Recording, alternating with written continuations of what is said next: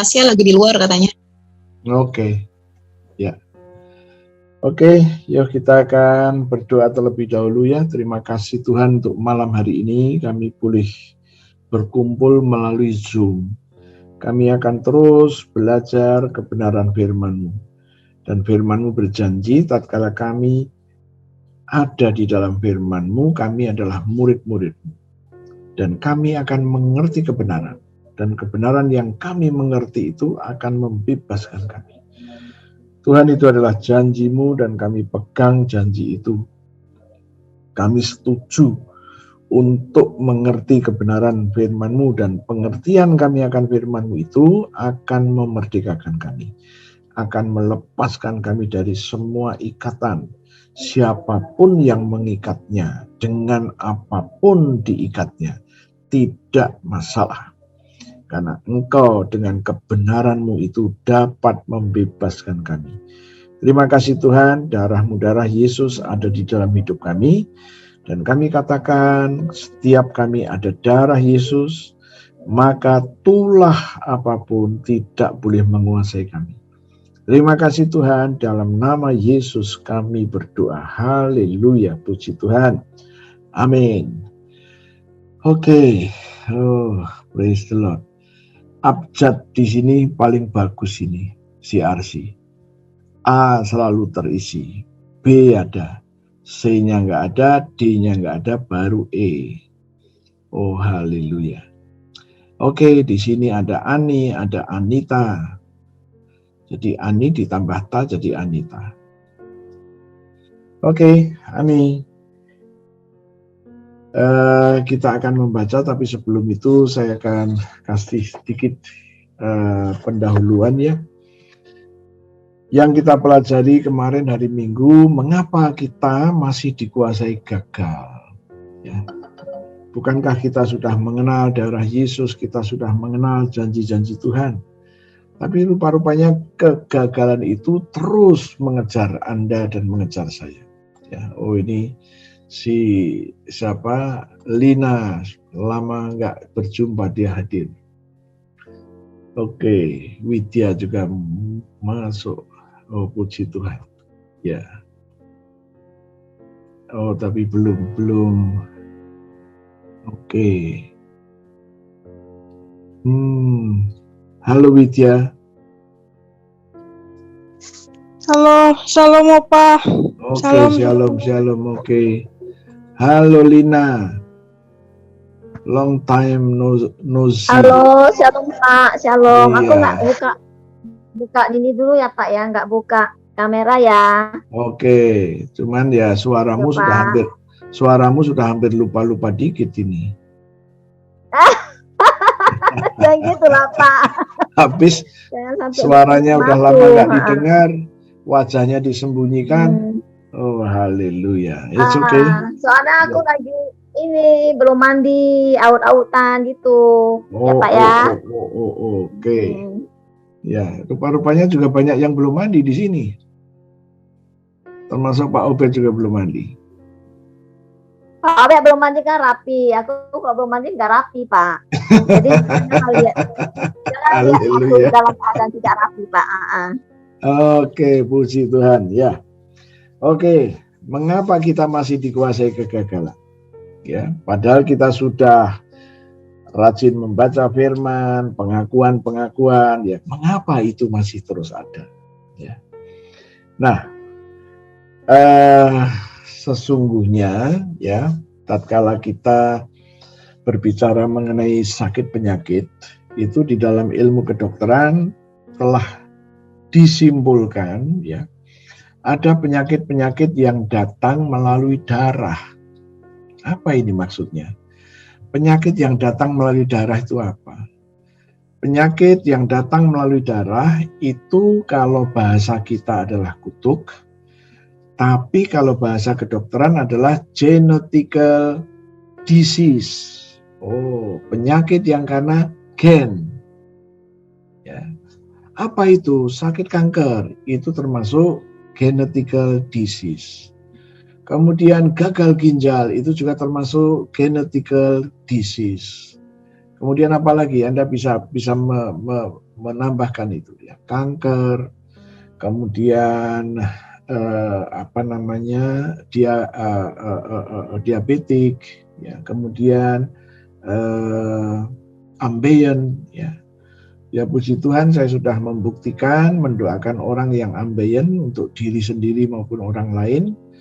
Ya, saya mempraktekkan karena di dalam Ulangan 28 ayat 27 itu berbicara dalam bahasa Indonesia diterjemahkan sebagai borok. Tetapi dalam bahasa Ibrani-nya menggunakan istilah tehor. Ya, tehor itu kanker itu ganas. Kalau yang nggak ganas namanya apa? Halo? Tumor, Pak. Tumor, ya. Tumor disebut tumor, ya. Kalau penyakit itu nggak ganas disebut tumor. Tetapi setelah seminggu kemudian atau sebulan kemudian dia ganas, nggak disebut tumor, disebut kanker. Ya, jadi seperti itu. Nah, tumor itu termasuk genetical disease menurut kedokteran. Ya, Alkitab bicara itu adalah curse gitu. Nah, termasuk itu yang penyakit dokter bicara begitu ya. Tapi bagaimana dengan situasi-situasi yang lain? Gagal, tertipu, ditodong, ya. Nah, saya punya pengalaman soal ditodong. Waktu itu saya belum tinggal di Jakarta, saya masih sekolah di Jogja. Kemudian saya pengen ke Jakarta. Ya, waktu itu ya saya pengen saja. Saya pergi sendiri. Kemudian waktu itu kemana-mana naik bis, saya selalu tanya, saya mau ke sini gimana? Oh, kamu harus ke lapangan Banteng dulu. Nanti cari bis nomor sekian. Nah, nanti pulangnya juga gitu, ke lapangan Banteng dulu, baru nanti naik bis pulang. Jadi saya selalu tanya. Ya. Nah, apa yang terjadi? Saya waktu itu mau pulang, sudah jam 2, jam 3 sore gitu ya. Saya mau pulang, saya ke lapangan Banteng. Nah, tiba-tiba saya di belakang badan saya itu tiba-tiba ada rasa sakit gitu di kiri kanan. Nah, saya kaget, loh kenapa ini kok sakit? Langsung saya noleh ke belakang, ternyata ada 2 manusia laki-laki di belakang saya yang mengeluarkan pisaunya, dan pisaunya itu ditusukkan ke badan saya bagian belakang, jadi sakit ya. Terus dia memaksa saya, jalan terus, jangan tengok-tengok, serahkan dompetnya. Nah, saya ambil dompet saya kasih. Ya, dompet saya itu tebal tapi nggak ada duitnya. Setelah dia buka nggak ada duit, dikembaliin. Terus lepas itu jam, ya saya lepas jam.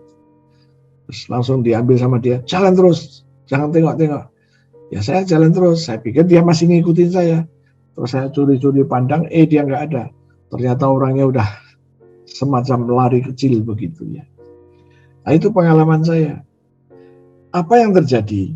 Anak saya laki-laki tinggal di kota Melbourne. Ya, waktu itu begitu ciciknya sudah selesai SMA, dia harus pindah ke Melbourne. Maka semua saya pindahkan, ya, supaya mereka tetap akur ya. Dari pengalaman teman-teman, kalau sudah SMA dikirim, yang belum 3, nanti sudah SMA lagi kirim lagi, yang belum juga tinggal lagi. Nanti akhirnya mereka punya hubungan, hanya hubungan biologis sebagai kakak beradik. Tetapi hubungan yang lebih dari itu hilang.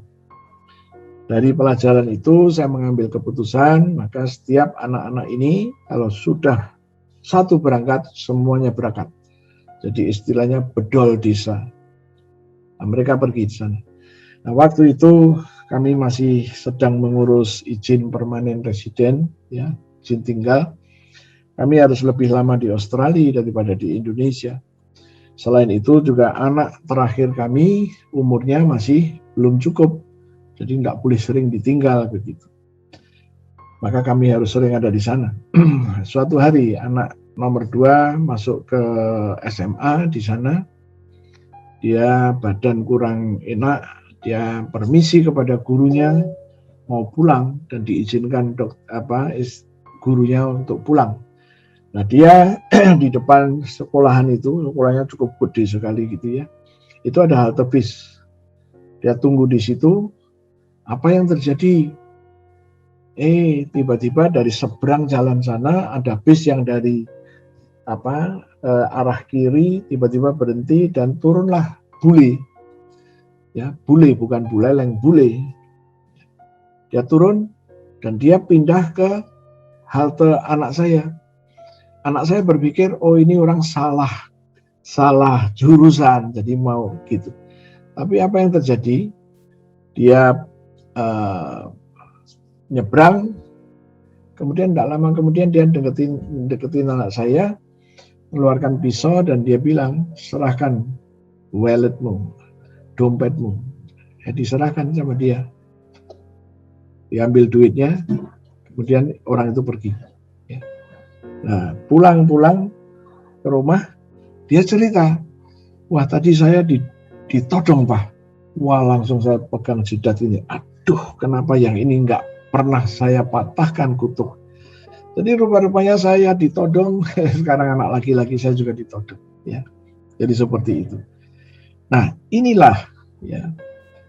Jadi kegagalan itu tidak berdiri sendiri. Ya, jadi kita harus yang sudah mengerti kebenaran, semua kutuk jangan biarkan itu berkembang. Dan kita harus ngerti yang disebut kutuk itu apa? Kondisi buruk yang akan datang dalam hidup kita. Jadi kalau Anda sudah tahu kondisi buruk, jangan biarkan kondisi buruk itu menguasai hidupmu. Jangan. Ya. Kita harus mengusirnya, mematahkannya, ya. Itu keharusan. Jangan biarkan kondisi buruk ini hadir terus. No way, jangan biarkan. Jangan izinkan itu, ya. Ya, saya berharap Anda mulai ngerti. Nah, ada satu jemaat yang mengikuti PA dan dia pernah bertanya kepada saya, Pak, saya mengalami kegagalan terus-menerus. Dan tatkala saya mengalami kegagalan itu, saya melihat dan saya merasakan seolah-olah kegagalan ini lebih berkuasa dari kuasanya Yesus. Begitu. Tatkala orang dikuasai penyakit kanker, mereka juga berkata, ya, saya pernah mendoakan beberapa orang kanker stadium 4 dan tatkala mereka sampai kepada satu titik, dia bilang, maaf Pak Obed, saya sudah tidak tahan lagi. Wah, begitu dia sudah ngomong tidak tahan, biasanya nggak lama. Ya. Tetapi kalau mereka ini masih bisa bertahan, dia pasti sembuh. Cuman dia bilang, saya udah nggak tahan lagi. Sudah capek katanya. Nah, orang-orang kalau sudah sampai pada posisi seperti itu, waduh, saya nggak bisa ngapa-ngapain. Tapi tatkala mereka masih punya semangat, saya yakin. Ya. Nah, orang yang dikuasai penyakit kanker, mereka juga seringkali merasa bahwa penyakit kanker ini lebih besar dari kuasa bilur Yesus. Begitu juga tatkala nasib buruk, ya, situasi buruk datang dan datang terus, ya. Membuat mereka yang sedang mengalami ini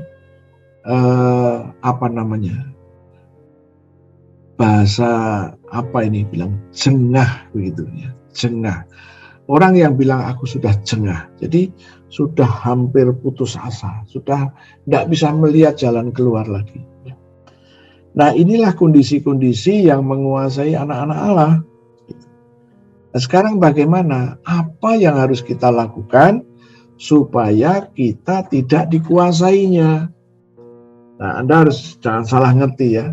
Tidak dikuasai di sini tidak otomatis. Kita sudah belajar kemarin ya, yang mengikuti PA minggu kemarin. Kita mengupas mengenai Maria. Waktu itu Maria dijumpai malaikat Tuhan. Malaikat Tuhan berkata bahwa engkau, Maria, engkau diberi kasih karunia Tuhan.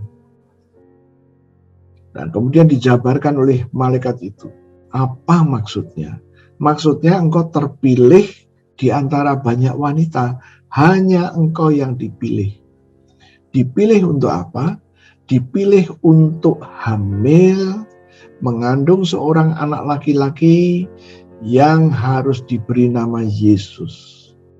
Kemudian Maria bertanya, bagaimana itu bisa terjadi? Karena aku belum bersuami. Kemudian dijabarkan oleh malaikat itu bahwa kuasa Roh Kudus itu akan turun atasnya.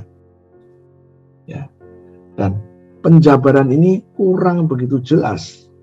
Harusnya Roh Kudus itu turun atasmu dan Roh Kudus itu tinggal di kandunganmu. Melalui kandunganmu, Roh Kudus ini akan dibungkus oleh daging. Daging manusia seperti dagingmu. Nah, harusnya seperti itu. Walaupun di dalam ayat-ayat sebelumnya sudah dikatakan, kamu dipilih di antara banyak wanita, kamu harus mengandung seorang anak laki-laki, harus diberi nama Yesus. Ya. Nah, kemudian apa reaksi Maria? Reaksi Maria di dalam Lukas 1:38 berkata begini, aku ini adalah hamba Tuhan. Terjadilah padaku seperti yang kau katakan itu.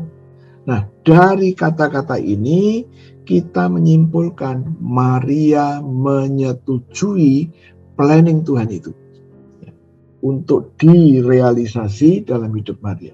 Nah, inilah reaksi yang paling benar. Ya. Jadi Tuhan berjanji mau menghadirkan Yesus melalui rahimnya, Maria setuju. Nah, Tuhan juga berjanji. Tuhan berjanji akan memberkati Anda dengan berkat Abraham. Apa yang harus Anda responkan? Tuhan, aku setuju. Ya. Jadi seperti itu. Nah, inilah yang harus respon-respon yang harus kita kerjakan. Aku setuju. Kenapa kok harus setuju? Karena di dalam Kejadian 1 ayat 26 dikatakan, Tuhan berkata, marilah kita menjadikan manusia sesuai dengan gambar dan rupa kita. Kita ini siapa? Allah Bapa, Putra, dan Roh Kudus.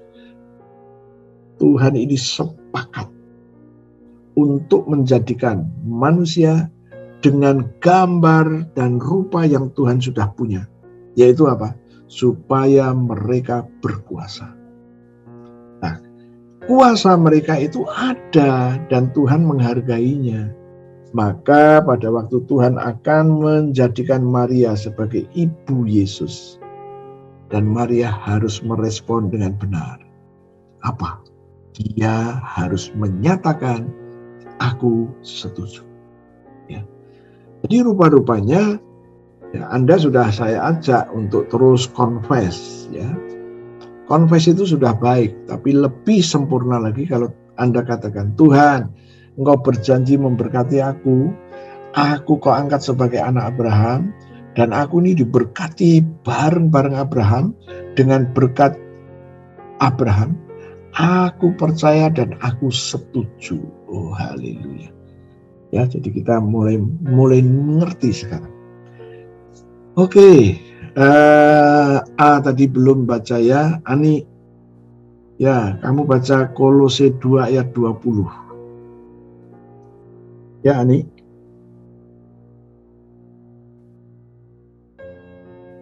Suaramu dibuka dulu ya, Ani.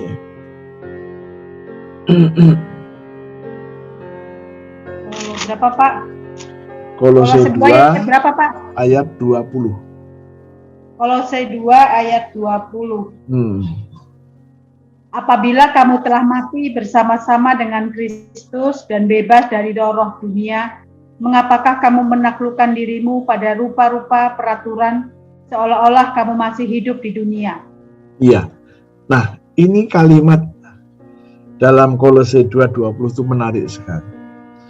apabila kamu telah mati bersama dengan Kristus. Karena kamu sudah mati bersama Kristus, kamu bebas dari roh-roh dunia. Oke? Nah, apabila kamu mengalami kematian bersama Yesus dan dibebaskan dari roh-roh dunia, pertanyaannya, mengapa kamu masih menaklukkan dirimu pada rupa-rupa peraturan? Seolah-olah kamu masih hidup di dunia ini. Kamu sudah mati. Jadi inilah sikap yang pertama, bahwa Anda tidak boleh menaklukkan dirimu. Anda tidak boleh kalah dengan situasi dan kondisimu. Ini yang dimaksudkan. Tidak boleh. Ya.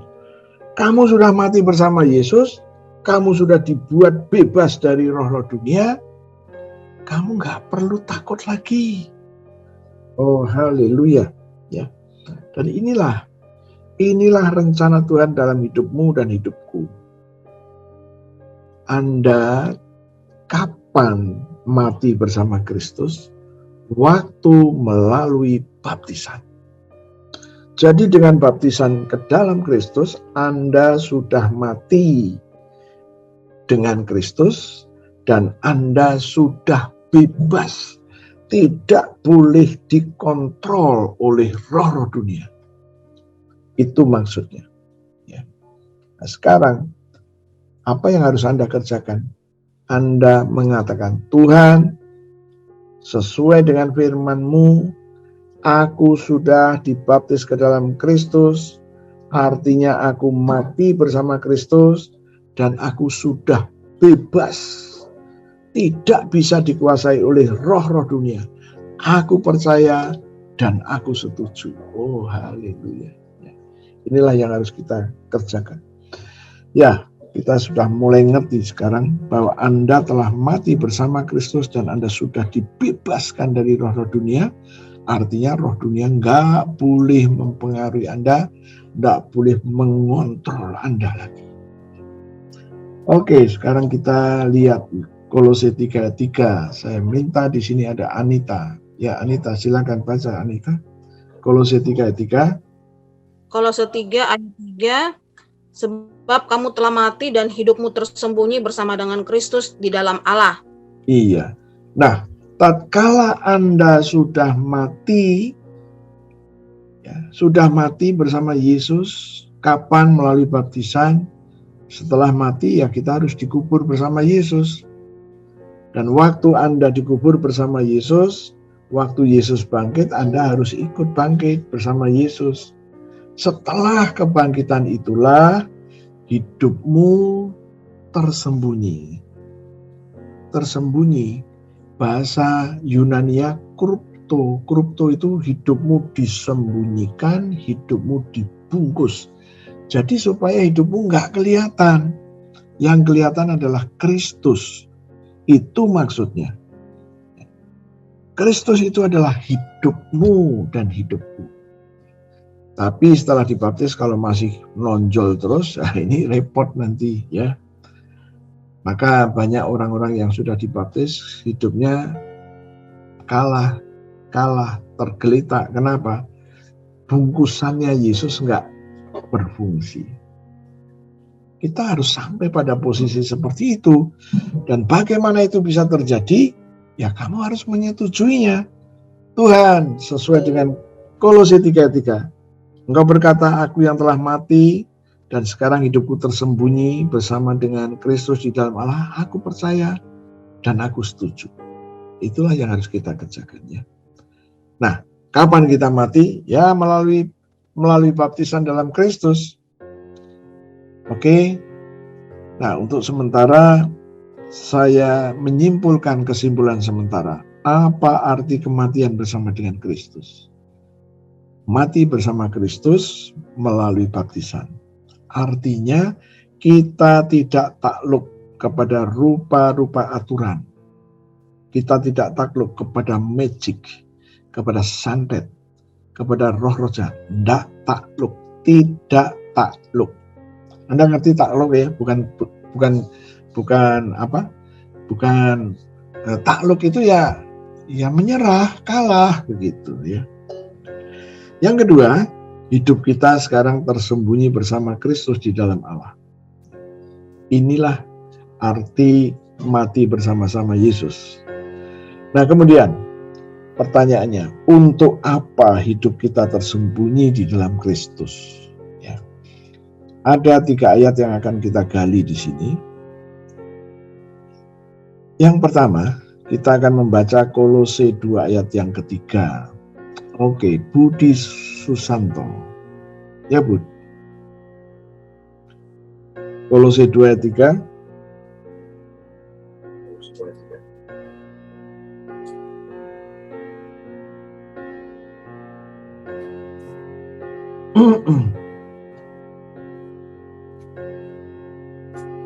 Kolose 2 ayat 3. Sebab di dalam dialah tersembunyi segala harta hikmat dan pengetahuan. Iya, sebab di dalam dialah, di dalam Kristuslah tersembunyi segala harta hikmat dan harta pengetahuan. Jadi hikmat dan pengetahuan itu adalah hartanya Kristus. Hikmat, pengetahuan. Kalau kamu bisa mendapatkan hikmat dan pengetahuan, kamu akan bisa melihat situasi hidupmu hari ini, situasi ke depan hidupmu, kamu bisa. Kalau kamu mendapatkan hikmat. Bagaimana dengan pengetahuan? Kalau Anda mendapatkan pengetahuan, ya, Anda akan mengerti sehingga Anda bisa bernubuat, ya. Anda melihat, ini kok kelihatannya bisnis begini. Ini kok kelihatannya situasi dan kondisi begini. Anda mulai bernubuat. Anda bernubuat, memperkatakan planningnya Tuhan untuk hidup. Bernubuat itu adalah memperkatakan rencana, rancangan Tuhan untuk hidupmu hari ini ke depan. Oke? Anda harus tahu planning Tuhan apa. Tuhan bilang, aku gak pernah merancang hal yang buruk atas hidupmu. Tuhan berkata, Tuhan tidak pernah merancang kondisi-kondisi buruk dalam hidupmu. Boleh Anda bernubuat apa yang Tuhan katakan. Dan Tuhan merencanakan itu benar-benar. Gak pernah merancang hal yang buruk dalam hidupmu. Ya. Saya pernah mempraktekkan ya, tatkala penjualan sakramental ini belum mencapai ke Papua, ya, saya mulai berkata, demi nama Yesus, pasar untuk sakramental drink masuk ke Papua. Demi nama Yesus, aku katakan pintu-pintu terbuka. Ya, saya perkatakan itu. Ya. Pintu-pintu pasar ke Papua, Papua dan Papua Barat, aku perintahkan terbuka dalam nama Yesus. Itu yang saya katakan. Dan dalam waktu tidak lebih dari 2 bulan, ya, orang Papua ada 7 atau 8 orang datang ke kantor. Wah, saya pikir, ini orang-orang hitam dari mana ini? Kalau dilihat Ambon, bukan. Saya lupa dengan doa saya, ya kan? Kemudian pas ada anak buah yang keluar, ditanyalah sama beberapa orang itu, tanya, dan dia ngasih, karena tertutup oleh kaca kan saya nggak bisa dengar gitu ya. Dan dia nunjuk-nunjuk, jadi maka orang Papua itu masuk ke pintu, nah ketemu sama reception di situ, ditanya mau ketemu sama siapa? Begitu. Oh, saya mau ketemu sama yang menghandle penjualan sakramental drink untuk Papua. Gitu. Nah, waktu saya dilaporin itu, saya langsung ingat, waduh, saya pernah bernubuat untuk itu. Dan sekarang terjadi realisasinya. Nah, itulah termasuk harta hikmat. Ya, harta hikmat. Jadi Anda harus tahu apa yang Tuhan rencanakan dalam hidupmu. Nah, itu Kolose 2 ayat 3. Sekarang kita akan melihat 1 Yohanes 2 ayat 28. Oke, Herni, silakan baca Herni. 1 Yohanes 2 ayat 28. Maka sekarang anak-anakku, tinggallah di dalam Kristus. Apabila ia menyatakan dirinya, kita beroleh keberanian percaya dan tidak usah malu terhadap dia pada hari kedatangannya. Iya, perintah ini. Anak-anakku, tinggallah di dalam Kristus. Ini perintah. Ya. Kita suruh tinggal di dalam Kristus. Ya. Nah, kita ingin tahu Kristus itu apa dan bagaimana. Kita akan melihat Matius 16 ayat 15. Saya minta siapa itu? Bika. Ya Bika, baca Bika. Matius 15 ayat 16 ya Pak. 16 ayat 15.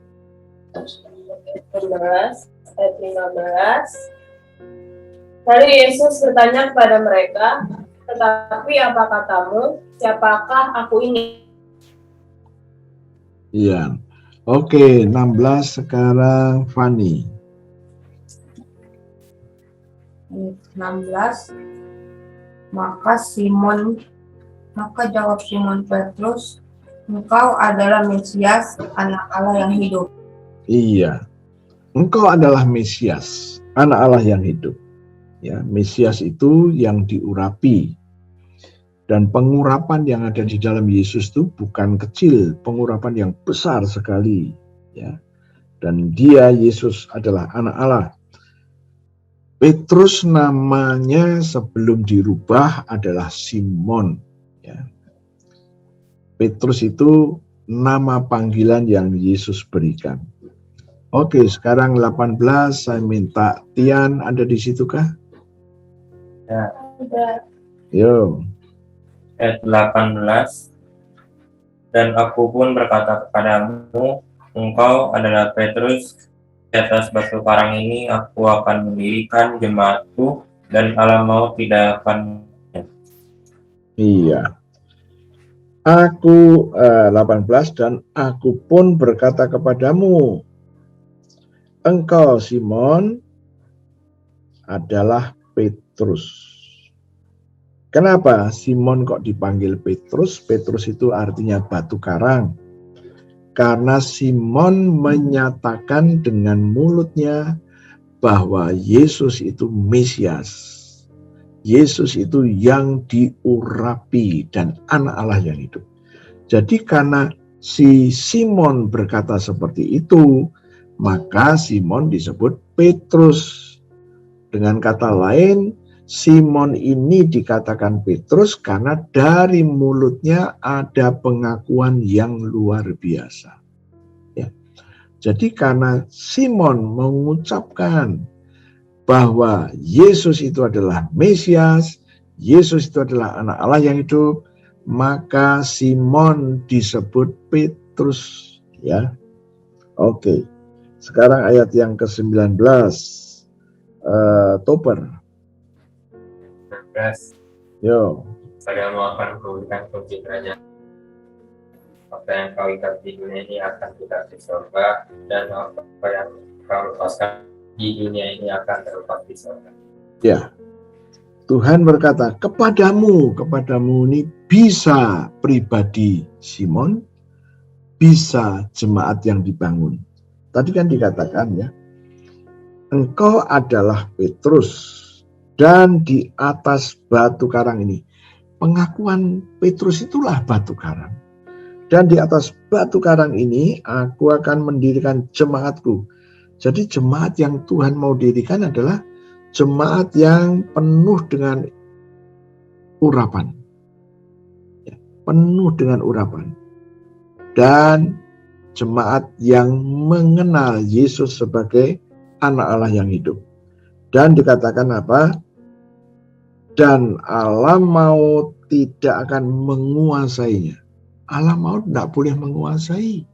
Ini adalah jemaat yang dibentuk oleh Yesus. Ya. Jemaat yang dibentuk oleh Yesus, alam maut tidak boleh menguasai. Bagaimana ciri-ciri jemaat yang dibentuk oleh Yesus? Sama, penuh dengan urapan dan ada pengakuan bahwa Yesus anak Allah. Itulah yang sesungguhnya yang Tuhan bentuk. Jemaat yang Tuhan bentuk itu. Dan dikatakan ayat 19, alam maut. Alam maut itu seperti apa? Gagal, kecelakaan, bangkrut, tidak menguasainya. Nah, Anda ngerti sekarang? Tatkala Anda percaya, Anda ngomong, Tuhan, sesuai dengan Matius 16, ayatnya yang ke-8 dan 18 dan 19.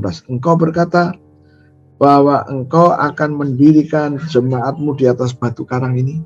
Tuhan, aku ini salah satu jemaat yang kau bentuk.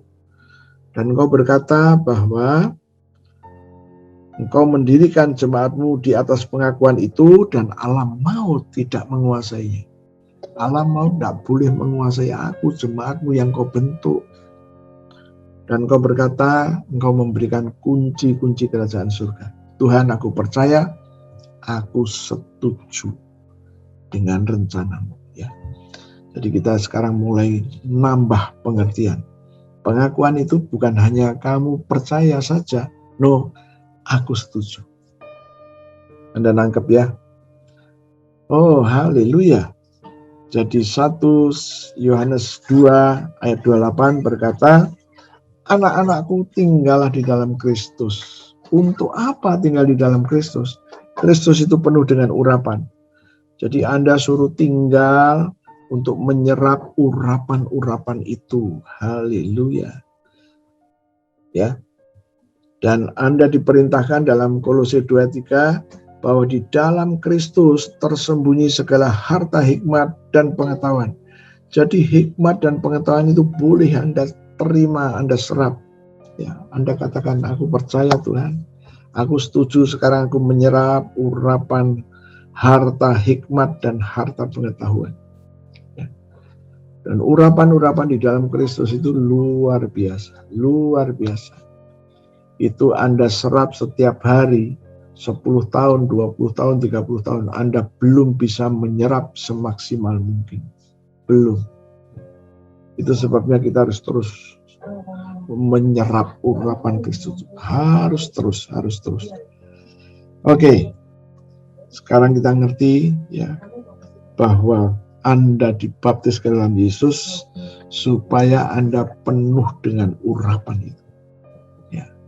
Dengan kata lain, saya berani mengatakan, Anda mengaku murid Yesus, Anda mengaku jemaat yang Yesus bentuk, kalau urapan itu tidak ada.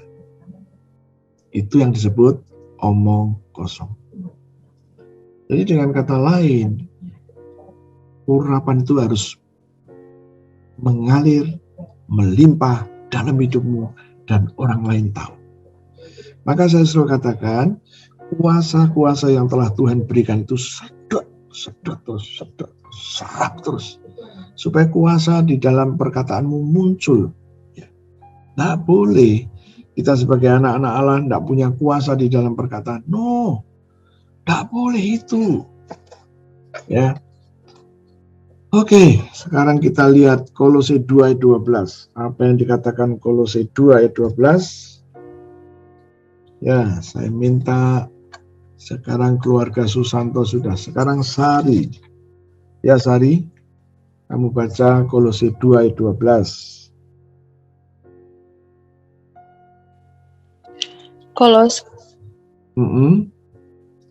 2:12. Karena dengan Dia kamu dikuburkan dalam baptisan, dan di dalam Dia kamu turut dibangkitkan juga oleh kepercayaanmu kepada kerja kuasa Allah yang telah membangkitkan Dia dari orang mati. Iya. Karena dengan Dia, dengan Kristus kamu dikuburkan dalam baptisan, dan di dalam Dia juga, di dalam Kristus juga kamu turut dibangkitkan. Jadi Anda mati bersama Kristus, bangkit bersama Kristus. Nah, tidak mungkin Anda dibaptis, Artinya Anda menderita bersama Yesus, Anda disalib bersama Yesus, mati bersama Yesus, dikubur bersama Yesus, Yesus bangkit sendiri. Nah, Anda pun ikut dibangkitkan. Nah, inilah yang harus kita pegang. Maka kalau kita ngerti, ya sampai di sini kita ngerti bahwa Tuhan nggak pernah merancang dan meninggalkan Anda tetap dalam kegagalan. No, ya. Oke, sekarang Kolose 3 ayat 1. Oke, Daniel di situ, Sari. Ya, Sari. Daniel. Iya, Pak. Yo, silakan baca. Kolose 3 ayat 1. Kolose 3 ayat 1. Karena itu, kalau kamu dibangkitkan bersama dengan Kristus, carilah perkara yang di atas, di mana Kristus ada, duduk di sebelah kanan Allah. Ya, kalau kamu dibangkitkan bersama Kristus, kamu harus mencari perkara-perkara yang di atas, di mana Kristus ada, duduk di sebelah kanan Allah Bapa. Kalau ada perkara di atas, berarti ada perkara di bawah. Ya kan? Ada terang, ada gelap, ada panas, ada dingin. Ada perkara yang di atas, pasti juga ada perkara yang di bawah. Ya kan? Nah, kita pengen tahu perkara di atas itu apa? Lawan dari perkara yang di bawah. Nah, kita lihat perkara yang di bawah itu apa? Oke. Kolose 3 ayat yang kelima, ini salah satu perkara di bawah. Ya. Oke, Hervi. Silakan Hervi baca. Ya. Ayat yang kelima. Karena itu matikanlah dalam dirimu segala sesuatu yang duniawi, yaitu percabulan, kenajisan, hawa nafsu, nafsu jahat, dan juga keserakahan yang sama dengan penyembahan berhala. Ya, salah satu perkara di bawah itu ini. Maka perkara yang di bawah ini disuruh mematikan. Ya, gimana mematikannya? Ya kita ngomong, demi nama Yesus aku matikan dalam diriku segala sesuatu yang duniawi, yaitu percabulan, kenajisan, hawa nafsu, nafsu jahat, dan keserakahan yang sama dengan penyembahan berhala. Aku matikan ini, semuanya yang ada di dalam aku matikan. Nah, waktu Anda mengatakan aku mematikan, sesungguhnya Anda sudah ketemu perkara-perkara yang di atas. Berarti di atas itu tidak ada percabulan, tidak ada kenajisan, tidak ada hawa nafsu, tidak ada nafsu jahat, tidak ada keserakahan, tidak ada penyembahan berhala. Itu perkara di atas. Nah sekarang ayat yang ke-8, Bu Coco ada di situ, Hervi? Ya, silakan. Ya, ada. Kolose 3 ayat 8. Tetapi sekarang buanglah semuanya ini, yaitu marah, geram, kejahatan, fitnah, dan kata-kata kotor yang keluar dari mulutmu. Iya, sekarang kamu disuruh buang. Apa yang dibuang? Marah, geram, kejahatan, fitnah, kata-kata kotor yang keluar dari mulutmu. Anda membuang itu, Anda ada di dalam perkara di atas. Haleluya, ya kan? Anda cuma disuruh buang, buang aja. Kalau ini masih menguasai dirimu, berarti Anda masih ada di bawah. Oh, haleluya. Ya, sekarang mulai ngerti ya. Oke, jadi kamu disuruh mencari perkara di atas. Oke, beresin dulu dalam diri ini. Nah, kita akan melihat Kolose 2 ayat yang ke-6 sekarang. 2 ayat 6. Oke, di sini Linde. Halo Linde. Ayat 6.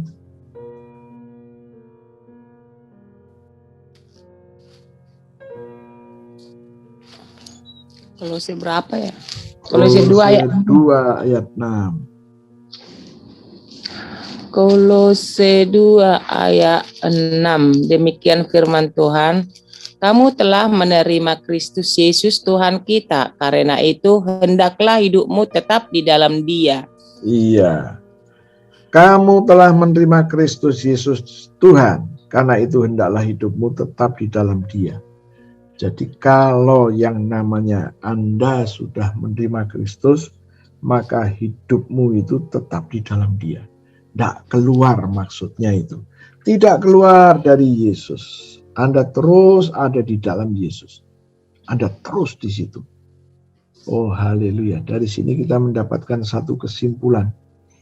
Semuanya yang Tuhan janjikan ini, harta, hikmat, pengetahuan, Anda tinggal di dalam Kristus, Anda menikmati urapan-urapan Kristus, semuanya itu boleh Anda ambil.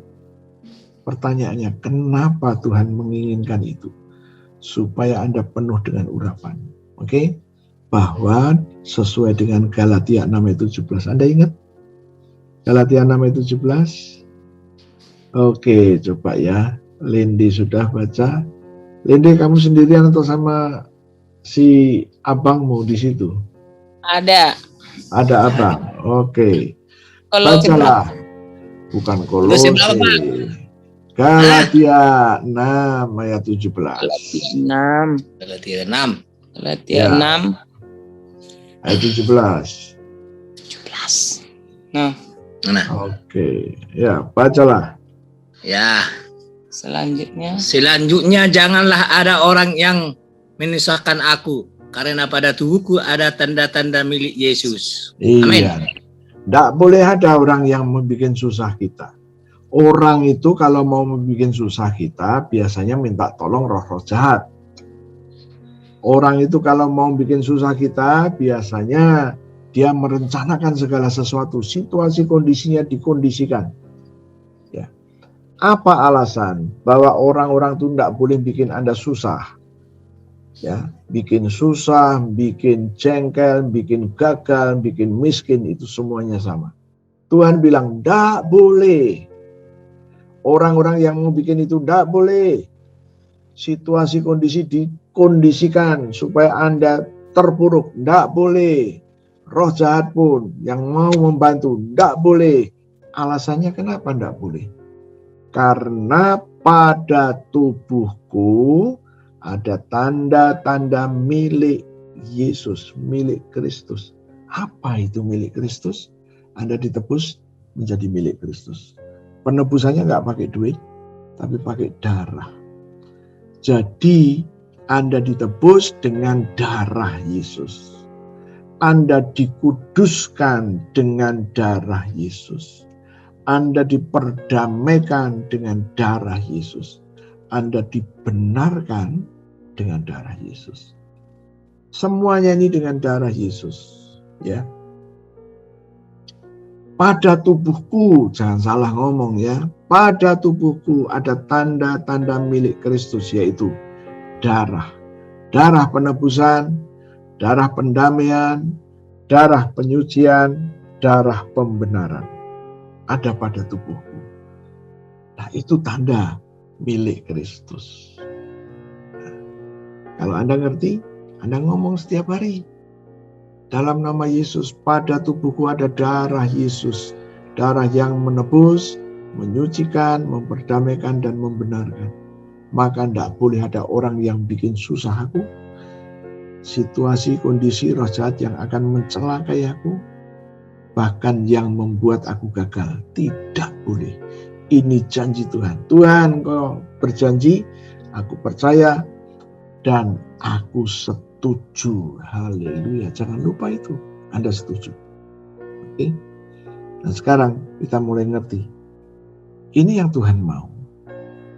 Supaya hidupmu berubah. Ya. Ada cara lain? Ya tidak ada. Ini janji Tuhan begitu. Ya. Kita percaya. Oh haleluya. Kalau Anda ingat minggu kemarin dari Bandung ini kasih kesaksian. Ya, mengenai rumah. Pada bulan berapa saya lupa, Tuhan gerakkan saya untuk mendoakan jemaat yang belum punya rumah. Ya, saya hanya nurut saja. Dan saya doakan orang-orang yang belum punya rumah, saya doakan. Ya. Dan Hervi sama mamahnya. Hervi berjumpa dengan jodohnya. Dan jodohnya sudah punya rumah. Dan itu mamahnya suruh tinggal di rumah itu. Oh haleluya. Kalau Tuhan mengatur, manis luar biasa. Ya kan? Kadang-kadang saya juga bingung. Tuhan, kau suruh aku mendoakan. Sikonnya tidak memungkinkan. Tapi ya sudah, saya nurut aja lah. Ya kan? Tugasku cuma suruh mendoakan, ya saya doakan aja. Ya, puji Tuhan. Ya. Selamat untuk Hervi dan Bu Coco. Ya, puji Tuhan. Terima Ya. kasih. Dapat Yesus, dapat semuanya. Haleluya. Bukan cuma jodoh tapi Roma. Haleluya. Ya, pernah ingat lagu itu. Han Yesus dapat semuanya. Haleluya. Oke, saya berharap malam hari ini akan memberikan inspirasi kepada Anda semua. Oke, tugasmu cuma satu, mempercayainya dan menyetujuinya. Haleluya. Bukan hal yang sulit, bukan? Nah, inilah hukumnya Tuhan. Kita ikut hukumnya Tuhan, pasti jadi. Pasti jadi. Ya. Ada yang bertanyakah? Silakan. Cukup jelas? Lina, where are you? Halo Lin. Kemana nih Lina? Ya Pak. Oke. Nangkepkah kau? Hah? Tangkap Pak. Simak Pak. Haleluya. Jangan Ya. hanya confess. Tuhan aku setuju. Ya. Tuhan aku setuju. Ya. Haleluya. Oke, tutup Alkitabmu. Aku mau berdoa. Terima kasih Tuhan, kebenaran firman-Mu sudah kami dengar. Aku telah menyampaikan kebenaran firman-Mu. Tuhan, kebenaran firman-Mu ditangkap oleh anak-anak Allah ini. Dan Engkau berjanji Roh Kudus memeteraikannya. Tuhan, aku percaya belalah firman-Mu. Biarlah anak-anak-Mu ini tinggal di dalam Kristus sekarang. Menyerap urapan-urapan yang ada di dalam Kristus. Menyerap urapan harta hikmat, harta pengetahuan, dan menyerap segala urapan yang ada pada Kristus. Mereka terus tinggal di dalam Kristus untuk terus menyerap. Dan aku percaya Tuhan, mulai sekarang mereka tetap tinggal di dalam Kristus. Dan mereka akan terus mengucapkan pengakuan-pengakuan dan tidak lupa mengatakan setuju dengan planning Tuhan itu. Terima kasih Tuhan, siapkan mereka menjadi pelaku sign, wonder, and miracles.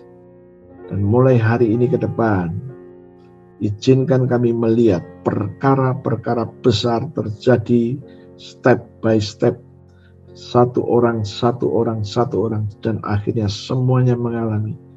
Terima kasih Tuhan. Sekarang Tuhan, di hadapan kami ada roti dan anggur. Berkatilah roti dan anggur ini seperti 2000 tahun yang lalu Engkau telah memberkati roti dan anggur untuk para murid-Mu. Lakukan juga untuk kami Tuhan. Aku percaya Engkau bersama dengan kami. Engkau sedang memberkati roti dan anggur ini dan berkata kepada kami, ambillah, inilah tubuhku, dan ambillah, inilah darahku. Kita akan memperkatakan perkataan iman. Silakan Anda yang mau ikut bersama-sama dengan kami. Terima kasih Melanie. Terima kasih untuk Maria. Terima kasih untuk Lende. Terima kasih untuk Anita. Oke. Ya, cukup 4 berapa. Ikutin saya. Terima kasih Tuhan untuk tubuhmu yang hancur. Terima kasih Tuhan untuk tubuhmu yang hancur. Tubuhmu yang penuh dengan bilur-bilur. Tubuhmu yang penuh dengan bilur. Karena firman-Mu berkata. Karena firman-Mu berkata. Oleh bilur Yesus. Oleh bilur Yesus. Aku sudah sembuh. Aku sudah sembuh. Penyakit-penyakit di tubuhku. Penyakit-penyakit di tubuhku. Sudah diambil oleh Yesus. Sudah diambil oleh Yesus. Ditanggung di tubuh Yesus. Ditanggung di tubuh Yesus. Kegagalanku. Kelemahanku. nasib buruk yang menguasai aku Nasib buruk yang menguasai aku sudah diambil dari hidupku, Sudah diambil dari hidupku, ditanggung di tubuh Yesus. ditanggung di tubuh Yesus. Aku percaya. Aku percaya. Aku terima sekarang Aku terima sekarang korban tubuh Yesus korban tubuh Yesus yang penuh dengan bilur. dengan bilur. Mari kita makan sama-sama dalam nama Yesus. Dalam Yesus.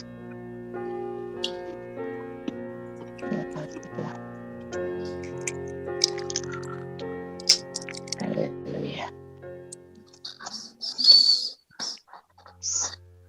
Terima kasih Tuhan untuk darah-Mu Terima kasih Tuhan buat darah-Mu yang keluar dari sekujur tubuh-Mu. yang keluar dari sekujur tubuh-Mu.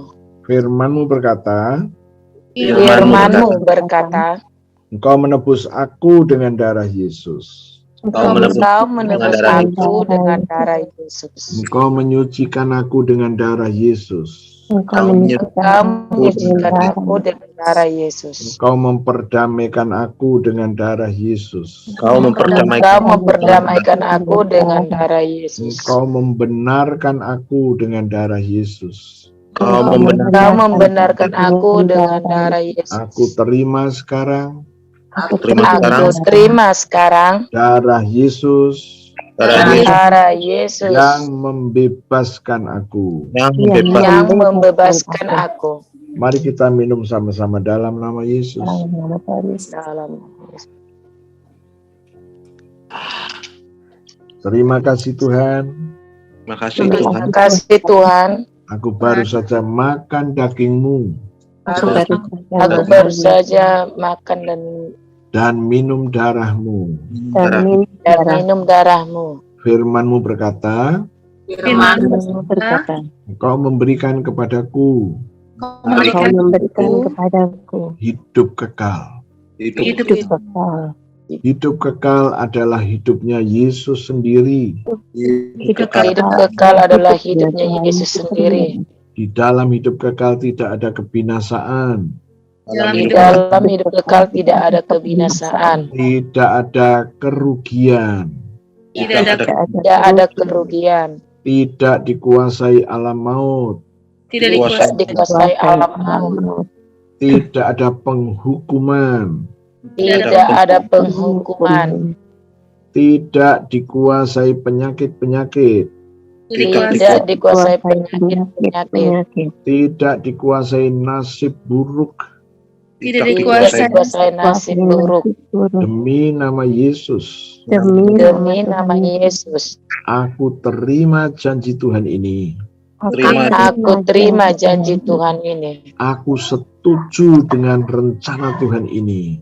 Aku setuju dengan rencana Tuhan ini. Terima kasih Tuhan. Terima kasih Tuhan. Sekarang aku mengambil darah Yesus. Sekarang aku mengambil darah Yesus. Aku taruh pada tubuhku. Aku taruh pada tubuhku. Seluruh tubuhku Seluruh tubuhku sudah dibenarkan. Sudah dibenarkan Dengan darah Yesus. dengan darah Yesus. Aku pasti diselamatkan Aku pasti diselamatkan dari murka Tuhan, dari murka Tuhan, dari kegagalan, dari kegagalan, dari kemiskinan. dari kemiskinan. Tuhan, ini adalah imanku. Tuhan, ini adalah imanku. Terjadilah dalam hidupku. Terjadilah dalam hidupku. Sekali lagi aku setuju. Sekali lagi aku setuju. Kau merubah hidupku. Engkau merubah hidupku. Dalam nama Yesus. Dalam nama Yesus. Amin. Amin. Oke, Tuhan Yesus memberkati Anda semua. Sampai jumpa Terima kasih lagi. Pak. Shalom. Terima kasih Pak Obed. Oke, sama-sama ya. Puji Tuhan. Oke.